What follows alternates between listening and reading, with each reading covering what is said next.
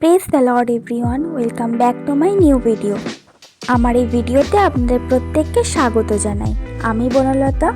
সামনেই 25 ডিসেম্বর, আর এই বছরের একটা দিনের জন্য আমরা বছরের প্রত্যেকটা দিনই অপেক্ষা করে থাকি। আর 25শে ডিসেম্বরটা স্পেশাল বানানোর জন্য আমরা অনেক আগে থেকেই প্রস্তুতি নিতে শুরু করেছি। তো চলুন আজ আমি কী করলাম আপনাদের সাথে শেয়ার করি।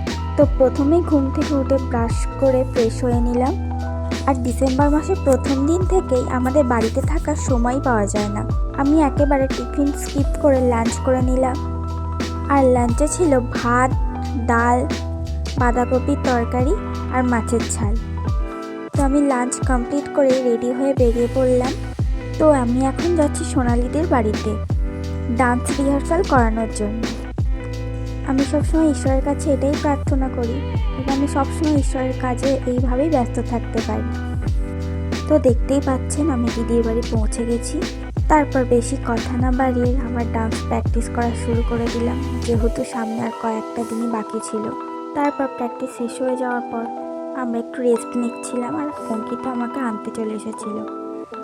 তারপর দিদি এখানে দিয়ে দিল চা, আর চা খেতে না খেতেই দিয়ে দিল চাউমিন, আর এটা খেতে খুবই টেস্টি ছিল।